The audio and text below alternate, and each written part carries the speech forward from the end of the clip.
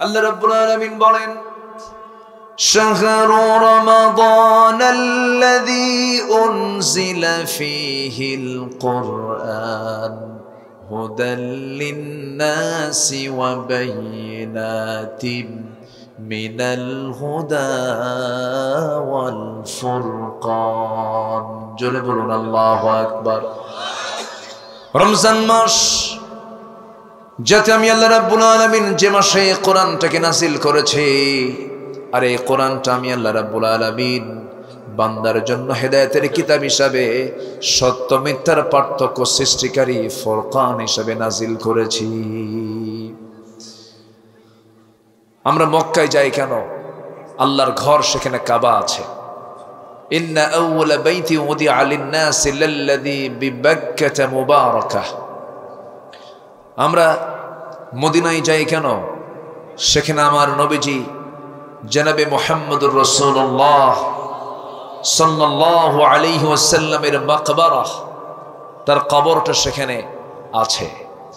আমার নবীর কবরস্থান থাকার কারণে আমরা সেখানে যাই।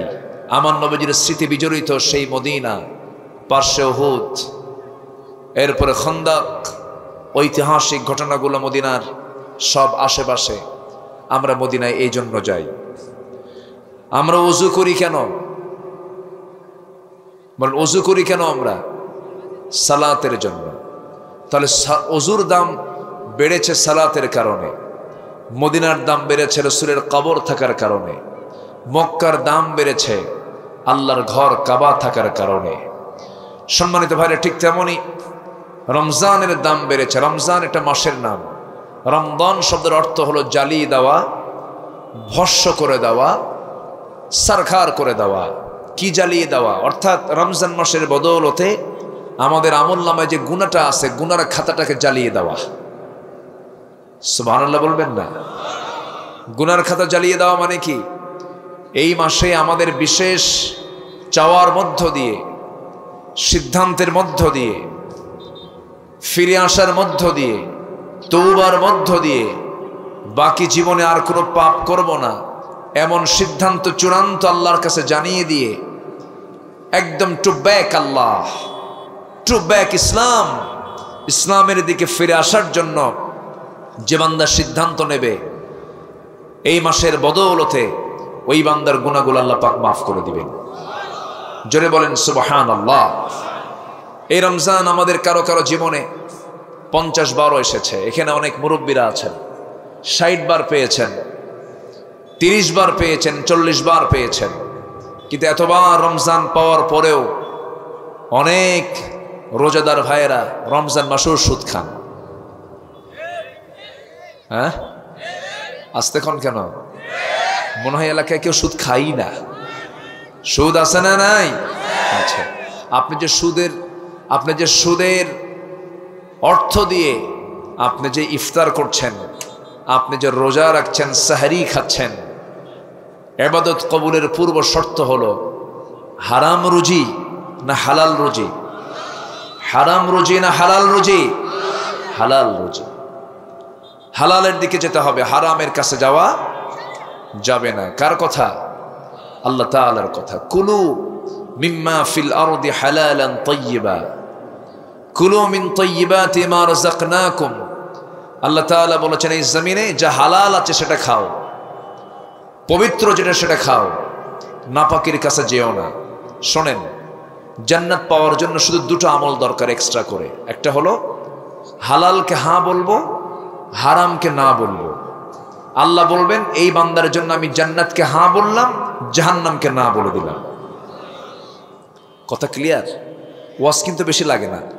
আমার দেশে একটু মনের তৃপ্তির জন্য একটু ওয়াজ লম্বা করে। ওয়াজ 2 ঘন্টা, 2.5 ঘন্টা, 3 ঘন্টা বক্তৃতা শুই না, ফজরের নামাজের খবর নাই।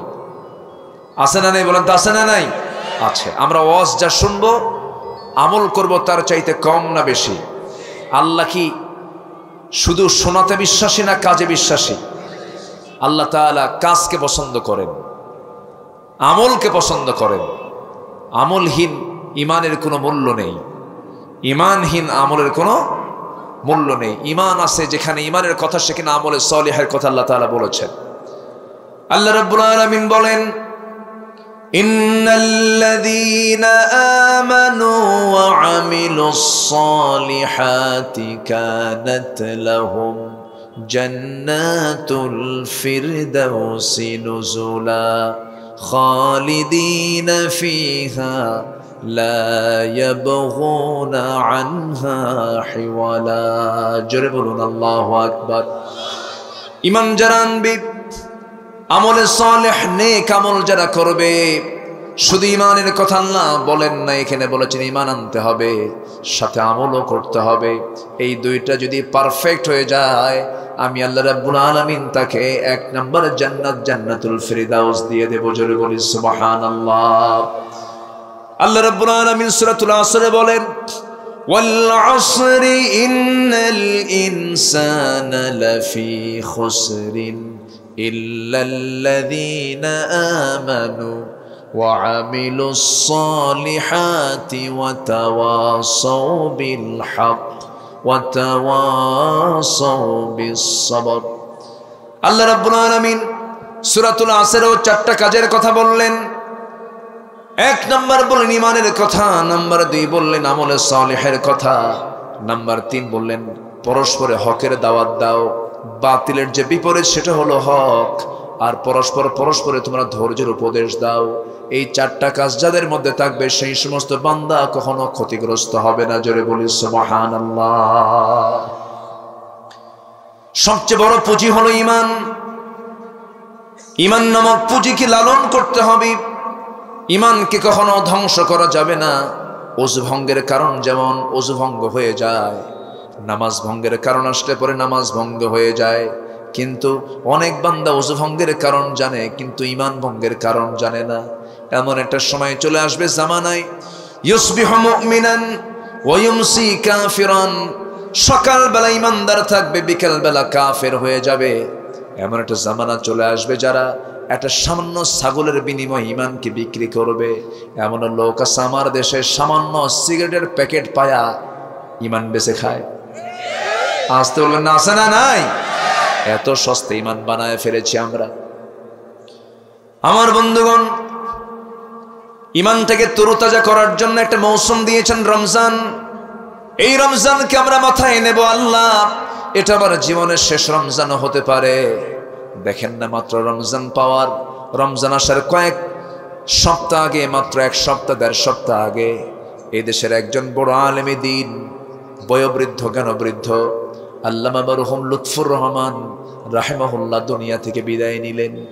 বিদায় নেওয়ার আগে তিনি একটা বক্তৃতায় বললেন, আগামী রমজান আমি পাবো কিনা জানি না, আমার কোনো নিশ্চয়তা নাই, মনে হয় পাবো না, আমার তো ভিসার মেয়াদ শেষ। এই যে তিনি কথাটা বললেন, দুনিয়া থেকে বিদায় নিলেন, আমাদের ভিসার মেয়াদ কখন শেষ হয়ে যাবে আমরা কেউ তো জানি না। রমজানের আজকে কেবল আমরা 1 ঘন্টাও পার করি নাই, সূর্য ডুবে গেছে, রমজান শুরু হয়ে গেছে। এই যে রমজান শুরু হলো, এর একটা সেকেন্ডের মূল্য অন্য মাসের চাইতে কম না বেশি? আসতে বলবেন না, কম না বেশি? সারাদিন রোজা রাখে, মিথ্যা কথা বলে না, কোনো নেশাও করে না, বিড়িও টানে না, কিন্তু ইফতার করাও শেষ। মুদিখানার দোকানদারকে গিয়ে বলে, শোন আমার দম বন্ধ হয়েছে, তাড়াতাড়ি বিড়ি দে। আছে না নাই? তাড়াতাড়ি বিড়ি দে। রোজা রাখলাম, বদভ্যাস বন্ধ হলো না। রোজা রাখলাম, নেশা বন্ধ হলো না। রোজা রাখলাম, মিথ্যা বন্ধ হলো না। ঘুষখোর অফিসার দিনের বেলা অফিসে বসে আছে, হঠাৎ করে একটা ফাইল নিয়ে আসলো, একজন এসে বলে, স্যার এই ফাইলটা সিগনেচার না দিলে বন্ধ হয়ে আছে কাজ, কোনো কিছু করতে পারছেন, ফাইলটা একটু সিগনেচার দিয়ে দেন। এই যে দিয়ে গেলাম, হাদিয়া দিলাম। কি দিলাম? হাদিয়া। অফিসে নির্দিষ্ট বেতনে চাকরি করার পর উপরন্ত যেটা পাবে, এটা কি হাদিয়া হয়? এটা কি হয়? কিছু পেয়েই থাকি আমরা, এরকম বলে না, কিছু পাই, অথবা টিপস। কত নাম, এই ঘুষের কত নাম আছে। আমার বন্ধুগণ, রমজান মাসে কোন বান্দা কোনো কাজ করতে নেই একটু চিন্তা করে, কিন্তু যেটা হারাম রমজান মাসেও হারাম, অন্য মাসেও হারাম। ঘুষ খায় তো ঘুষখোর অফিসারের সামনে ফাইল নিয়ে এসে বলতেছে, স্যার এই যে টাকা দিলাম, টাকাটা নেন, ফাইলটা পার করে দেন। তো বললো, শোনো আমি টাকাটা হাতে নেব না, তো পকেটে ঢুকায় দাও, আমি সিগনেচার দিয়ে দিচ্ছি, আমি ইফতার করার পর আমি দেখে নেব। আমার কথা কি বুঝে আসতেছে? এটা কি তাকওয়ার লক্ষণ? ঘুষ কি শুধু রমজানের রোজা থাকা অবস্থায় হারাম না সব সময় হারাম? সুদ কি শুধু রমজান মাসে হারাম না সব সময় হারাম? যেটা হারাম সব সময়ের জন্য হারাম মনে করতে হবে, হারাম ছেড়ে দিতে হবে। ইমানদারের জীবনে সবচেয়ে বড় পরহেজগারি হলো হারামকে ছেড়ে দেওয়া, অবৈধকে ছেড়ে দেওয়া। এটা হচ্ছে সবচেয়ে বড় বুজুর্গের। তাহাজ্জুদ নামাজ কয়েক রাত মিস যাক তেমন বড় ক্ষতি হবে না, জিকির আজগার কিছু বাদ গেল তেমন বড় ক্ষতি হবে না, কিছু সুন্নত আমল বাদ গেল তেমন বড় ধরনের কোনো ক্ষতি হবে না। কিন্তু আপনি একটা হারাম কাজে জড়িত হলেন, অবশ্যই এখানে জবাবদিহিতা আল্লাহর আদালতে আছে না নাই? আসতে বলবেন না, আছে না নাই? আচ্ছা, আল্লাহ যেটা হারাম করেছেন এই হারামের মধ্যে কোনো আরাম নাই। মদ খাওয়া কি? আরো জোরে। রমজান মাসে কি দিনাজপুরে মদ দেশা হবে? হ্যাঁ, হবে না? কে বলছে হবে না? হোটেলগুলোর সামনে পর্দা থাকে, হোটেলগুলোর সামনে কি থাকে? পর্দা থেকে লেখা থাকে, ভিতরে পর্দার ভিতরে যত্নের সহিত খাবার খাওয়ানো হয়, প্লিজ আসুন, রোজা ভাঙ্গুন। আছে কিনা? আসতে বলে আছে কিনা বলেন? আছে। তাহলে রমজান মাস কি হোটেল খোলা রাখার মাস? রমজান মাস কি বেহাপনার মাস? এই রমজান মাসে মার্কেটে সবচাইতে মানুষ কম যায় না বেশি যায়? কোন সময়ে যায়? প্রথম সময় না শেষ সময়ে? সবে কদর কোন সময়? বলে সবে কদরটা কোন দশকে? শেষ দশকে। আর মার্কেটিং হয় সবচাইতে কোন দশকে বেশি? শেষ দশকে। তাও ভাই যায় না, ভাবি যায়। ভাই বাড়িতে থাকে আর ভাবি বলে, তুমি কি মার্কেট বুঝো? বোঝো কিছু মার্কেট? থাকো, বাচ্চা কোলে নাও, আদর করো, বাচ্চাকে দুধ খাওয়াও। কি কথা কি বুঝতেছেন আপনারা? তো বাচ্চাকে বাবার কোলে দিয়া চলে গেল ঢং ঢং করে মার্কেটের দিকে। বাচ্চা কেন নেওয়া যাবে না? মার্কেটে খুব চাপ, ঈদের চাপ, পবিত্র ঈদুল ফিতরের চাপ। হ্যাঁ, এত চাপ, চাপের ঠেলায় বলতেছে, শোনো বাচ্চা নিয়ে গেলে বাচ্চা চাপই মরে যাবে, ও যে কোলবালিশ হবে এটার খেয়াল নাই। তো আমি কি ভুল বলতেছি? আমি কি ভুল বলতেছি? ও চাপ খাবে না, বাচ্চা চাপ খাবে, ওর চাপ লাগবে না। চলে গেল দোকানদারের সামনে ঢং ঢং করে, মাথার চুলে কাপড় নাই, বুকে ওড়না নাই, থ্রি পিস লাগায়া, ঠোঁটে লিপস্টিক লাগায়া, কপালে একটা নকতা লাগায়া, আর গোটা মুখ ভরা আদার কি বলে, গোটা মুখ ভরা ময়দার কি, এটা কি বলে, কি ময়দা কি কয় জানো এটা? ময়দা, হ্যাঁ প্লাস্টার, ওটার নাম কি? প্লাস্টার। আল্লাহ বান্দাকে যে কালার দিয়েছেন, এই কালারকে বিকৃতি করা ঠিক? আল্লাহ বান্দার কালার কি খারাপ দিয়েছেন? সব কালারই সুন্দর। যে কালার, এটাকে বিকৃত করা মানে কি? মানুষকে ধোকা দেওয়া, ঠিক কিনা? ধোকা দেওয়া। এটা আপনি ধোকা দিবেন কেন? অনেক মেয়ে, অনেক পরিবার এরকম আছে, ছেলে দেখতে আসবে মেয়েকে, তার অরিজিন কালারটা সাদা নয়, ফর্সা নয়, সেখানে বিকৃত করে সার্জারি কইরা, এই প্লাস্টার কইরা একদম জগতের মহাসুন্দরী বানায় দেয়। এরকম ধোকাবাজি আছে না নাই? আচ্ছা, কি জানি কয় বিউটি পার্লার নাকি? হ্যাঁ, বিউটি পার্লার লাগবে না আপনার। আপনি সুন্দর করে 5 ওয়াক্ত ওযু বানান, এর চাইতে ফেস ওয়াশ আর পৃথিবীতে দ্বিতীয়টা পাবেন না। বলি আলহামদুলিল্লাহ। যে মেয়ের মুখটা 5 ওয়াক্ত নামাজে ধৌত হয়, ওই মুখের মধ্যে নূরের চমক দেখা দেয়। আল্লাহু আকবার বলেন। কেমিক্যাল ইউজ করবেন, আপনার চেহারা নষ্ট হয়ে যাবে, ক্যান্সার হবে, ক্যান্সার। আপনি কেমিক্যাল লাগাবেন কেন? মায়েরা কি ওয়াজ শুনতেছে? মায়েরা আছে তো নাকি? এগুলো লাগাবেন কেন মা? এগুলো দিবেন না। রাসূল সুরমা দিয়েছেন, আপনি সুরমা দিবেন, সাজবেন, সমস্যা নাই, কিন্তু সাজবেন কি স্বামীর সামনে না অন্য স্বামীর সামনে? হ্যাঁ, নিজের স্বামীর সামনে না অন্যের স্বামীর সামনে? নিজ স্বামীর সামনে আপনি সাজবেন। জরিপে দেখা গেছে গোটা দুনিয়াতে সবচেয়ে বেশি সুন্দরী নারী হলো মুসলিম পরিবারের মেয়েরা, যারা পর্দায় থাকে। আলহামদুলিল্লাহ বলেন। মেয়েদের স্কিন পুরুষের চাইতে শক্ত না নরম? শক্ত না নরম? সফট। পুরুষরা রোদ্রে থাকলে এই চামড়া তাদের জন্য সহনীয়, কারণ তারা বাইরের কাজ করে, তারা টায়ার। তারা কি টায়ার? আর মেয়েরা হচ্ছে টিউব, ভিতরে থাকবে তারা। তো এই মেয়েরা যখন বাইরে বের হয়ে যায়, চামড়া তো নরম, পুরুষের মতো চামড়া হয়, চেহারার সৌন্দর্য নষ্ট হয়ে যায়। এই জন্য আল্লাহ তাআলা তাদেরকে বলেছেন ঘরের পরিবেশে বাইরে বের হও, অর্থাৎ ঘরের যেমন দরজা থাকে, জানালা থাকে, চোখটা বের করো, এরপর হাতটা বের করো, পাটা বের করো, বাইরে বের হও। কিন্তু সূর্যের আলোতে তোমার চামড়া দেখানো যাবে, সূর্যের আলোতে তোমার চামড়া দেখানো যাবে। একটা সমস্যা হলো তোমার স্কিন নষ্ট হবে, আর নাম্বার 2 সমস্যা হলো তোমার স্কিন পরপুরুষ দেখলে পরে পরপুরুষের ইমানের রোগ বেড়ে যাবে, ঠিক কিনা? ইমানের রোগটা কি বেড়ে যাবে। রমজান মাসে বেহাপনা কি আমার দেশে কমে? শেষ দশকে আরো কমে না বাড়ে? বাড়ে। পবিত্র ঈদুল ফিতর উপলক্ষে সাজিতে হইবে। চলে গেল মার্কেটে ঢং ঢং করে, দোকানদারের সামনে গিয়ে বলে, ভাইয়া একটা শাড়ি দেখানো যাবে কি? দোকানদার তো এমন সুন্দর, তার মাখরাজার সিফাত এত সুন্দর, কথা শুনে তো মাথা ঘুরে হান পড়ে যাবে বাপ। শাড়ি আঁকেন নিজের গায়ে লটকা দিয়ে বলে, আপা এই শাড়ি কিন্তু আপনাকে দারুণ মানাবে। ওটা আরেক বদমাইশ, আছে না নাই? ওটিকে ব্যবসা হলো না বেহায়াপনা হলো? ব্যবসা না নোংরামি? জেনার কাজ করে ফেললো সে। সম্মানিত ভাইয়েরা, রমজান মাস থেকে আমরা শিক্ষা নেব, জোরে বলি ইনশাআল্লাহ। নিজের বউকে পরপুরুষকে দেখাতে খুব পছন্দ করে এমন কিছু সুপুরুষ আমার দেশে আছে, আছে না? এটা কি সুপুরুষ না কাপুরুষ? কিছু পুরুষ আছে পরপুরুষকে দেখাতে খুব পছন্দ করে, বউটার ছবি তোলে, অর্ধলগ্ন ছবি ফেসবুকে পোস্ট করে বলে, প্রিয় ভাইয়েরা, আমার প্রিয় ফেসবুক বন্ধুগণ, আসুন আমার বউটাকে সবাই মিলে জামাতের সাথে দেখি। আছে না নাই বলেন তো? এগুলো আছে না নাই? এগুলো কোনো কথা?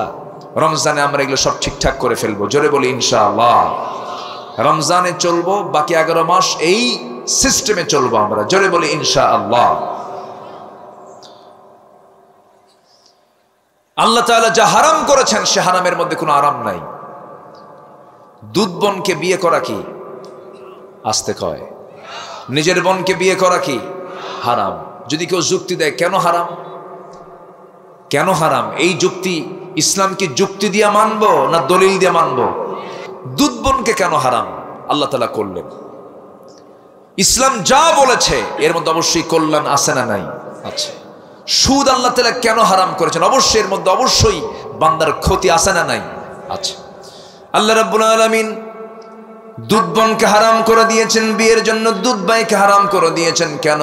হুররিমাত আলাইকুম উম্মাহাতুকুম ওয়া বানাতুকুম ওয়া আখাওয়াতুকুম ওয়া আম্মাতুকুম ওয়া খালাতুকুম।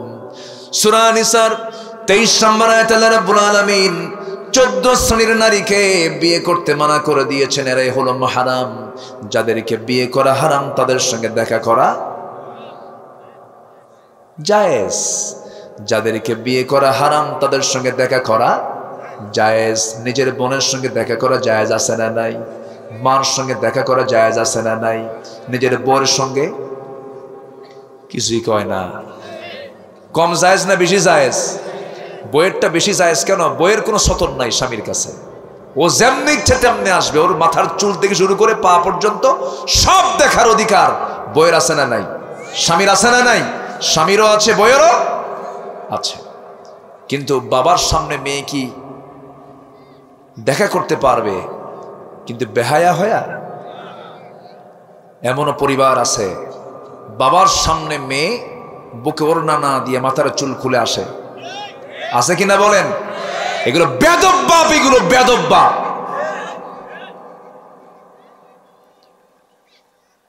অনেক বাপ আছে মেয়েকে বলে, মা মঞ্চে ওঠো একটু নাচো, নাচে, বাবা হাতের তালি মারে, তালি মেরে বলে, পরে আবার মাইক নিয়ে বলে, সবাই আমার মেয়ের জন্য দোয়া করবেন, মাশাআল্লাহ খুব ভালো নাচতে পারে। দেখছেন, আল্লাহর নামও নাই। আবার এই সমস্ত জানোয়ারগুলো আছে না, জানোয়ারগুলো আছে না নাই? হ্যাঁ, এরা আবার ফতুয়াও দেয় মাঝে মাঝে। সারা জীবন মঞ্চে নাচানাচি করেছ, গান গাইছ, নির্বাচন আসলে আবার সুন্দর করে টুপি পড়া জুমার খুতবার ওই জায়গায় মেম্বারে বসে তোমরা আবার সেই জায়গায় ধর্মের ব্যবসা করো, আছে না নাই? আছে না, আছে না, আছে না? আবার পার্লামেন্টে দাঁড়ায়া মুহাদ্দিস সাজে। আমরা কি সিয়াসিতে পড়ি নাই? 6টা হাদিস পড়ছি, 6টা হাদিসের বই পড়ছি, বুখারী, মুসলিম, তিরমিজি, নাসাই, মেশকাত। মেশকাত নাকি সিয়াসিতের হাদিস, সিয়াসিতের হাদিস গ্রন্থ নাকি মেশকাত। 15টা বছর ধরে জন্মের গান গাওয়া গাইছে পার্লামেন্টে, আর নাই। আর আছে, আর আছে? ওদেরই পছন্দ হয় নাই, সর তোর গান আর শুনবো না, তুই কোথায় ফাটাবি ফাটা, পার্লামেন্টে আর আসিস না, ঠিক কিনা? সম্মানিত ভাইয়েরা, দুধ বোন কেন হারাম? নিজের বোন যেমন হারাম, দুধ বোনও তেমনই হারাম। দুধ বোনকে বিয়ে করা যাবে না। এটা কেন হারাম করা হয়েছে? আধুনিক বিজ্ঞানীরা এটা রহস্য উদ্ঘাটন করতে পেরেছে। মায়ের দুধ পরীক্ষা করে দেখা গেছে, মায়ের দুধের মধ্যে যে স্টেম সেল থাকে সেটা ঠিক স্পার্মের মধ্যেও থেকে যায়, অর্থাৎ বীর্যের মাধ্যমে যে বংশ বৈশিষ্ট্য ট্রান্সফার হয়, দুধের মাধ্যমেও সেই সেম বংশের মাধ্যম সন্তানের মধ্যে জেনেটিকভাবে ট্রান্সফার হয়ে যায়। তখন দুধ পান করা সন্তানটা মায়ের বডির অংশ হয়ে যায়। এই জন্য দুধ বোনকে বিয়ে করে আল্লাহ তাআলা হারাম করে দিয়েছে। জোরে কোন আল্লাহু আকবার। স্পার্মের মধ্য দিয়ে যেরকম জেনেটিক ট্রান্সফার হয়, তেমনি দুধের মধ্য দিয়ে জেনেটিকভাবে ট্রান্সফার হয়ে যায়। এই জন্য আল্লাহ তাআলা দুধ বোনকে বিয়ে করাকে হারাম করে দিয়েছেন। সম্মানিত ভাইয়েরা, মদ কেন হারাম? মদ খেলে তাল না মাতাল? আসতে বলেন, তাল না মাতাল? রমজান মাস কি মদের মাস না মদ নিষিদ্ধের মাস? মদ এই মাস থেকে নিষিদ্ধ করতে হবে, সুদকে নিষিদ্ধ করতে হবে, আর এই নিষিদ্ধ বাকি 11 মাস চালু রাখতে হবে মুসলমান। তাহলে রোজা কবুল করবেন কে? আসতে বলবেন না, কে কবুল করবেন? আল্লাহ কবুল করবেন। মদ এমন একটি গুনার নাম, মদ সমস্ত পাপের মা। আল খামরু উম্মুল খাবাইস, মদ সমস্ত পাপের মা। মদ সমস্ত পাপকে টেনে আনে। আমি কি আলোচনা চালাবো? আজান কিন্তু কিছুক্ষণের মধ্যেই শুরু হবে। কি করব বলেন তো? তারাবির নামাজও তো আছে। প্রয়োজন আজকে তারাবি বাদ? ভাবসাব তো আপনাদের এরকমই মনে হচ্ছে। হ্যাঁ, তারাবি পড়তে হবে, কিন্তু তারাবি যেন মিস না হয়। এখন তারাবিতে এখন এই মাস শুধু চলবে কি জানেন? তারাবি নামাজ কয় রাকাত বোঝেন নাই? আবার ঈদের দিন আসবে, ঈদের জামাত কয় তাকবীর হবে? কি আমি কি ভুল বলতেছি? আচ্ছা, এরপরে আবার যখন কুরবানি আসবে, কুরবানি 1 ভাগে হবে না 7 ভাগে হবে। এই সামান্য এই ফতুয়া দিতে ওইদিকে সুদ ঘুষ এগুলো সব ভুলে গেছে, ঠিক কিনা? এগুলো বড় কোনো বিষয় নয়।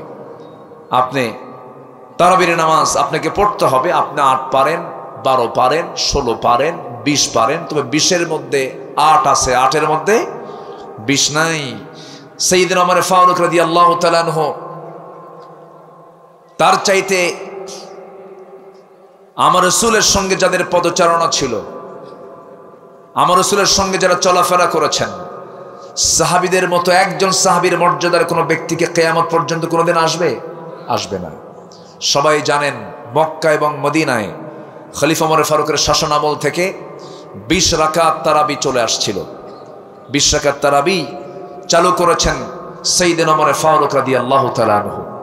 সম্মানিত ভাইয়েরা, আমার নবী যেটাকে রেগুলার পড়েননি, রেগুলার তিনি আদায় করেননি, কিন্তু তারাবির গুরুত্ব ইসলামে আছে না নাই? আসতে বলবেন না, আছে না নাই? আমরা তারাবিকে রেগুলার করব, জোরে বলি ইনশাআল্লাহ।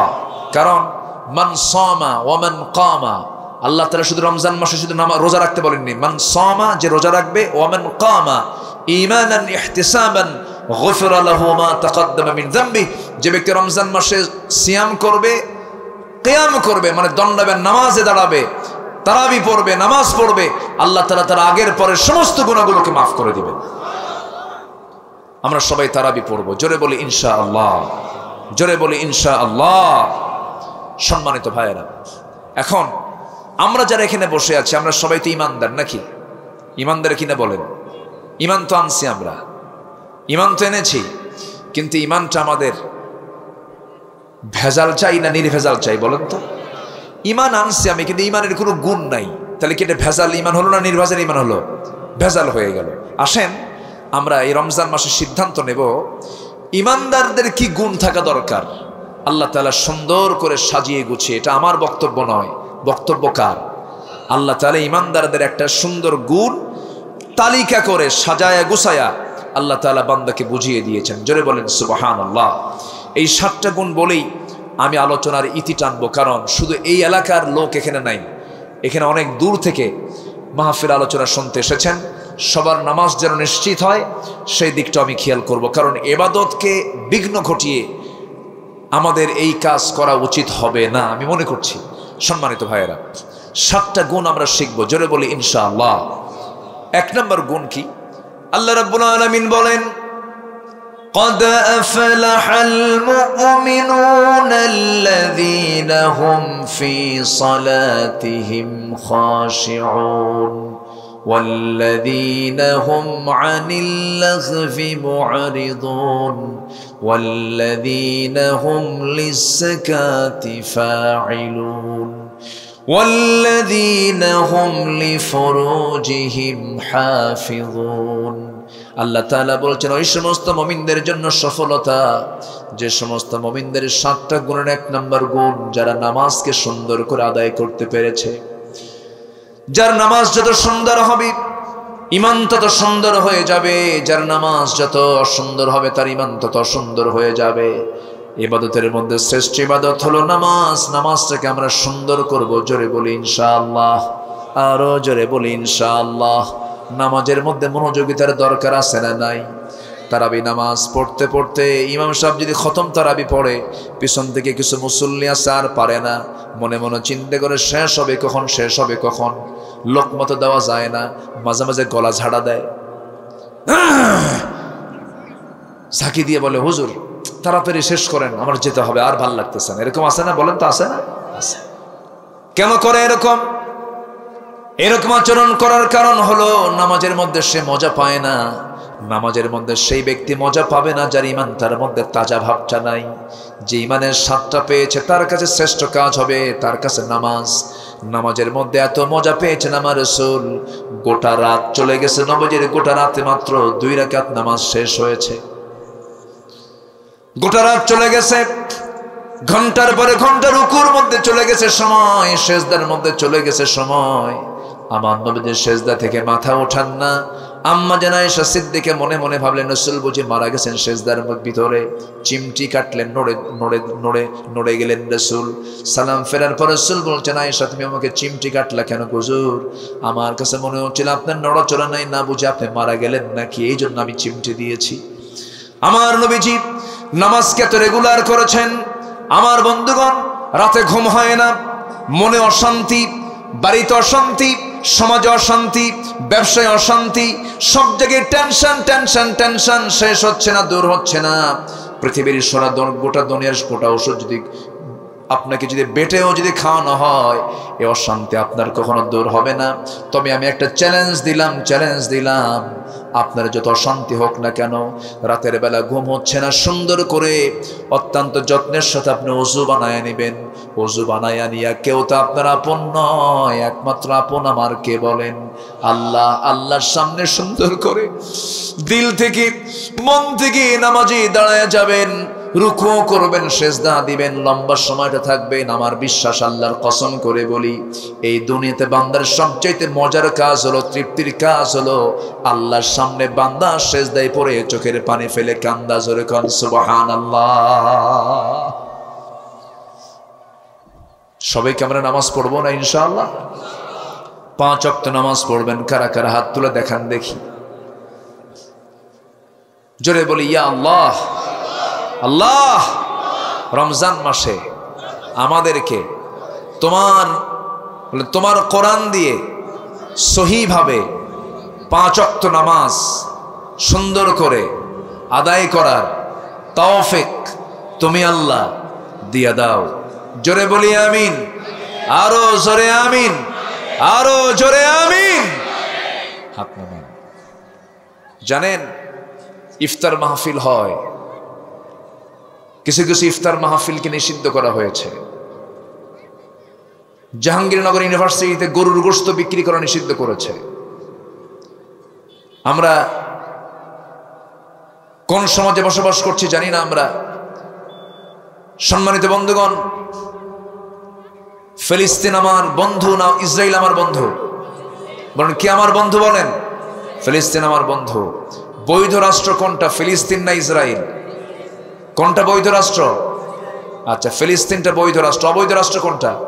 ইসরায়েল। তাহলে ইসরায়েলের মানচিত্র কি বৈধ না অবৈধ? অবৈধ। ক্লাস 10-এর সিলেবাস আমার দেশের সামাজিক বিজ্ঞান বইয়ের ভিতরে শিক্ষার্থীদেরকে ইসরায়েলের মানচিত্র দেখানো হয়েছে, ফিলিস্তিনের মানচিত্র সেখানে নাই। আমার কথা কি বুঝতেছেন? আজকে শিশুরা শিখতেছে কি জানেন? আমরা জানি আমাদের জন্ম হলো নারী এবং পুরুষ থেকে, বাপ মার ঔরস থেকে আমাদের জন্ম। এখন শেখানো হচ্ছে জেন্ডার, মেল, ফিমেল, ট্রান্সজেন্ডার। শরীফ নাকি কি হবে? শরীফ নাকি কি হবে? শরীফা হবে। সমকামিতাকে প্রমোট করা হচ্ছে। সমকামিতা কি? পুরুষ পুরুষকে বিয়ে করবে, নারী নারীকে বিয়ে করবে। যেরকম নাউজুবিল্লাহ। এই সমস্ত বিকৃত যৌনাচারে অভ্যস্ত করার জন্য এই জাতির কিছু কুলাঙ্গার বদমাইশ এরা এগুলোকে প্রমোট করতে চায়। রমজান মাসে আমাদের সিদ্ধান্ত নিতে হবে, এই সমস্ত ইসলাম বিরোধী, মানবতা বিরোধী অপরাধী, মানবতার সঙ্গে যায় না এমন বিকৃত যৌনাচার এগুলো যারা সমাজে চালু করতে চায়, অবশ্যই সক্ষমভাবে এগুলো মোকাবেলা করার দরকার আমাদের আছে না নাই? আসতে বলবেন না, আছে না নাই? নচেত চরম ভয়ঙ্কর ভবিষ্যৎ অপেক্ষা করছে বাংলাদেশে। চরম ভয়ঙ্কর ভবিষ্যৎ অপেক্ষা করছে বাংলাদেশে। সম্মানিত ভাইয়েরা, অথচ দেখেন সমকামিতা নিয়ে ইংল্যান্ডের একজন প্রধানমন্ত্রী ঋষি সুনাক তিনি বলেছেন, a man is a man, a woman is a woman, that's just a common sense. একটা পুরুষ একটা পুরুষ, একটা নারী একটা নারী, এটা বোঝার জন্য বুদ্ধিজীবী হওয়া লাগে না, সামান্য সেন্সটাই যথেষ্ট। যেই সম্পর্কের ভিত্তিতে পৃথিবীতে কোনো মানব সন্তানের জন্ম হবে না, এটি কি কোনো বৈধ সম্পর্ক হতে পারে? এটি কি ন্যাচারাল কোনো সম্পর্ক হতে পারে? যা কুত্তার মধ্যেও নাই, শিয়ালের ভিতরেও নাই। ঠিক কি না? মানুষ এত নিচে নেমেছে। কিসের প্রগতি, কিসের আধুনিক দুনিয়া? আজকে আধুনিক দুনিয়ায় মানুষের গায়ে কোনো কাপড় চোপড় আছে? মেয়েদের গায়ে কোনো কাপড় চোপড় আছে? বনের পশুর গায়ে যেমন কোনো কাপড় চোপড় থাকে না, আজকে মানুষ নামক শ্রেষ্ঠ জাতি নারী, তাদের গায়ে কোনো কাপড় চোপড় নাই। যে মহিলা যত কাপড় খুলতে পারে তাকে বলা হয় সাহসী অভিনেত্রী। কি অভিনেত্রী? সাহসী অভিনেত্রী। এই সমস্ত অন্যায়ের বিরুদ্ধে আমাদের রমজান মাসেও সোচ্চার হওয়ার দরকার আছে না নাই? আছে না নাই? আছে। যদি আপনি এগুলোর প্রতিবাদ না করেন, আপনার রোজা রাখার কোনো দরকার নাই। আমার দেশে আবার কিছু শিল্পপতি আছে, 1000 কোটি টাকার মালিক। রমজান আসলে এরা হাসান বসরি হয়ে যায়, একদম মানে বড় বুজুর্গ হয়ে যায়। রমজান আসলে হুজুর কিছু ভাড়া করলো, টাকার তো অভাব নাই, হুজুর চলেন আপনাকে ওমরায় নিয়ে যাবো। ওমরায় নিয়ে গেল, ফার্স্ট ক্লাস সিটে নিয়ে চলে গেল, আবার ফার্স্ট ক্লাস সিটে বিমানে চলে আসলো, ওখানে হাই-ফাই 5 স্টার হোটেলে থাকলো।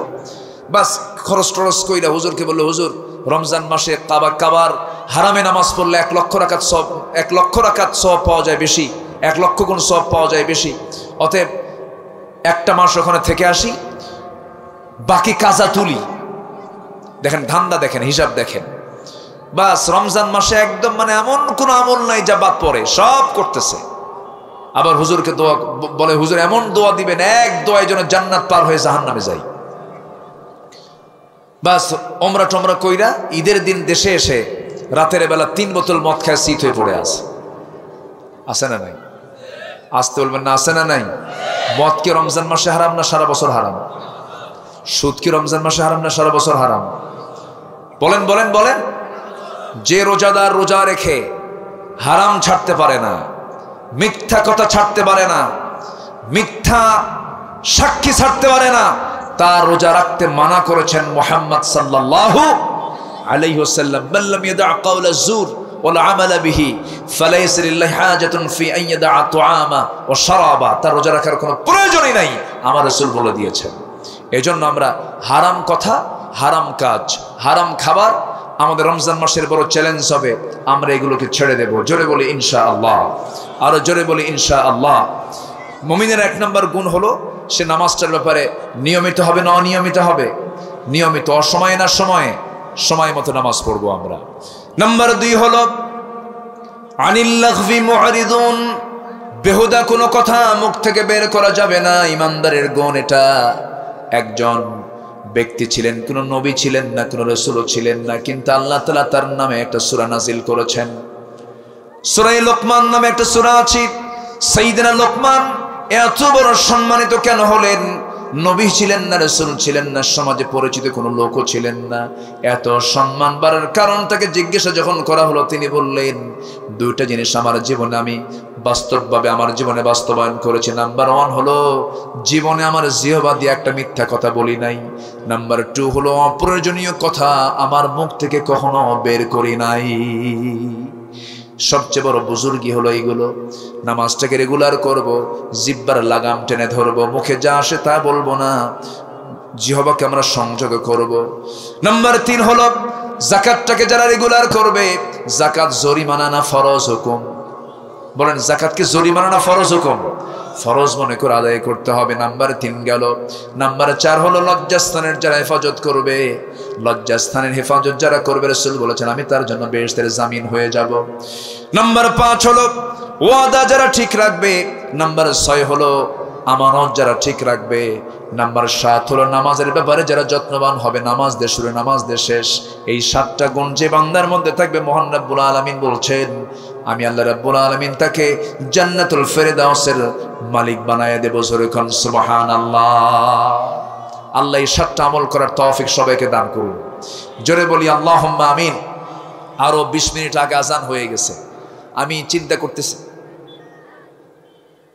চতুর্দিকে আজান শুরু হয়ে গেছে, আজান হচ্ছে না। তো যাই হোক, মাহফিলটা কিসের? লিল্লা বোর্ডিং মাদ্রাসার জন্য মাহফিল। আলহামদুলিল্লাহ, বলেন আলহামদুলিল্লাহ। এই গ্রামের বাসিন্দা কারা? হাত তুলেন তো। এই গ্রামে বাড়ি কার কার? এই গ্রামে বাড়ি কার কার? এই 50-60 জনে কি এই গ্রামের লোক নাকি? এই যে 60-70 জনে যে হাত দেখে, এই কয়জনে কি এই গ্রামের মানুষ নাকি আর নাই? এটা কম কম মনে হচ্ছে। যাই হোক, অনেক দূর থেকে, অনেক বাহির থেকে লোকজন বেশি আসছেন, আমি এটাই মনে করতেছি। সব দিকে আমাদের খেয়াল করা দরকার। কেউ উঠবেন না, আমি কিন্তু যেতে বলিনি। সবাই থাকবেন, সবাই বসবেন, আমরা একসঙ্গে দোয়ার মধ্য দিয়ে শেষ করব। জোরে বলি ইনশাআল্লাহ।